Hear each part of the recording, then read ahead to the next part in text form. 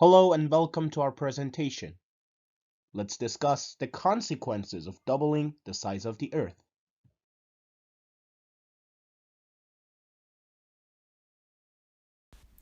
Hello, my name is Fatima and I'm going to talk about what would happen to the Earth size if we double the radius. We have been talking about surface area and it's proportional to the radius to the power of 2. If we double the radius of the Earth, the surface area would be increased by 4 folds. And same principle will apply for volume. But the difference is that volume is related to the radius to the power of 3. And so if we double the radius of the Earth, the volume will be increased by 8-fold. And the mass will be also increased by 8 folds given the fact that the density would remain same, so only volume will be increased, and as volume increases by 8 folds, then the mass will increase by 8 folds too. And the last one is the gravitational force. The gravitational force is inversely related to the radius to the power of 2. And on the other hand, it's also related directly with mass. And if we multiply the increase in the mass and the increase in the radius, then we would see that at the end the gravitational force will be increased by 2 folds. Now let's discuss what would happen to the human bone and anatomy after the increase in the radius of Earth. First of all, human weight is being doubled. By doubling human weight, it means that our bone might not be able to support the increased weight, and they might get broken easily. And over time, the evolutionary force might lead to human who have a stronger and thicker bones, so the bones will be able to support the increased weight of the body. In addition, people might not be able to grow as tall. In this picture, I have labeled a femur bone that is the longest, strongest bone in the body, and it's starts from the pelvis to the knee. And over time, the femur might get shorter, and therefore our total height will be decreased. Lastly, the heart will work double because by doubling the gravitational force, it would be much harder for heart to pump the blood inside our brain or our upper arms, and therefore the heart has to increase its work to be able to support organs. So, because angular momentum is proportional to mass times the radius squared, and this will be conserved if the Earth is doubled in size, the planet would now rotate 32 times slower. And so this would mean that a full rotation would take 32 times as long, so a day would last over a month.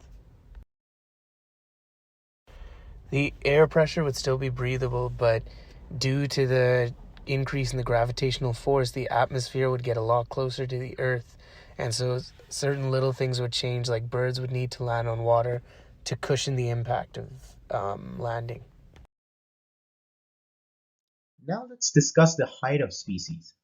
Since there is more weight applied to species due to the increased atmospheric pressure and gravity, spines would be compressed more over time. This would lead to shortening in height of humans and animals over time. In addition, to grow, trees would need to transport water from the roots to the top. Increased gravity would limit this transportation, so tall trees would fall down, and new trees would not be as tall. There will also be increased volcanic activity. More Earth means more unstable elements in the crust and the interior of the Earth. This would mean that more heat would reach the surface of the Earth, thus more volcanic activity. Also, since the gravity on this Earth would be higher than usual, mountains would also be shorter than usual. Technology may also be ruined by a solar flare. Solar flares are sudden and massive eruptions of electromagnetic radiation from the sun. A massive solar flare would cause the atmosphere to bear the brunt of radiation, which leads to major disruption of power grids, possibly leaving cities or even countries without any electricity. It would also cause radio communication to be down, and GPS and satellite communication would also be hit. But let's not panic. Moon would still be fine, since it's not within the Roche limit. Roche limit is the minimum distance an object can approach the Earth without being torn apart by tidal forces. So even though the gravitational force is stronger, it would not be enough to break the Moon apart. Now what if we reduce the size of the Earth to its half? So now let's discuss what would happen if the Earth shrinks to half of its radius.